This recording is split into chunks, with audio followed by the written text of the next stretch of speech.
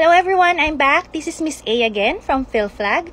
Bale, magsasagot ulit ako ng isa pang question galing po sa ating follower dito sa TikTok. At ang question po na napili ko ay galing kay Timmy. Ang tanong po ni Timmy ay, paano pag nag-send ng ID, posible po ba napuntahan?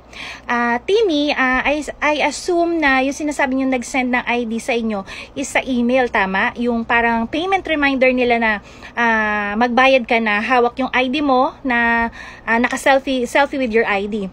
Usually po, meron kasi actually 5 OLA na nagpupunta na hindi ko naman pwedeng sabihin sa inyo through TikTok.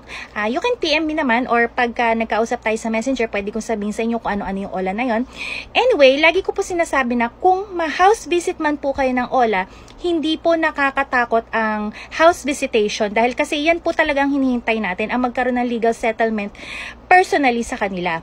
Ang gagawin po natin pagka kunwari ay nagpunta si agent sa bahay na field visit ka po, ang unang step po na gagawin nyo is dalhin po sila sa barangay. Huwag po kayo makikipag-usap sa bahay nyo. Doon po kayo makipag-usap sa barangay. Bakit po sa barangay? Kasi sa barangay po, dokumentado at may mga witness, pwede po kayong matulungan, maging mediator po yung barangay. At doon po sa barangay, pwede po kayo ngayon makiusap sa kanila, sabihin yung totoo kung bakit kayo hindi nakabayad, at kung makipag-usap kayo na kung po pwede, mababayaran nyo na lamang yung principal amount dahil patong-patong na yung utang nyo, yung kalagayan yung financially ay hindi nyo kayang bayaran yung interest and all. Usually po pumapayag po yung mga yan na makipag-settle, lalo't matagal na yung naging due date nyo.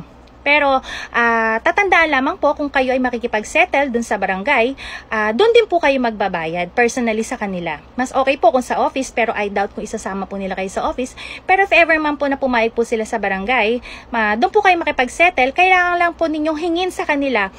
Unang-una po ay official receipt. Yan, kailangan po meron silang official receipt na ibibigay sa inyo. Pangalawa po, kailangan po ninyo ng certificate of full payment para double whammy yan.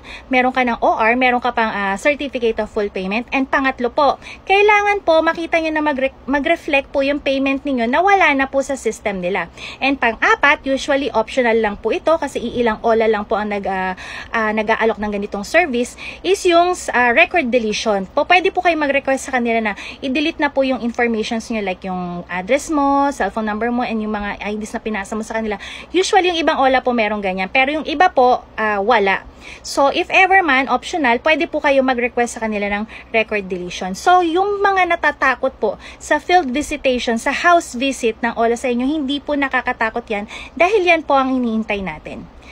Sana po naliwanagan tayo, Timmy, sa iyong katanungan, and para marami kayong matutunan na mga bagay or mga dapat yung gawin dito sa OLA, follow lang po kayo dito sa official TikTok namin, dito sa Filipino Fair Lending Advocacy Group, or follow nyo rin po kami sa aming official Facebook account, and i-message nyo lang po ako sa aking Facebook profile, Miss Alexa Corpus, para po ma-assist ko kayo kung gusto nyo po maging verified member namin.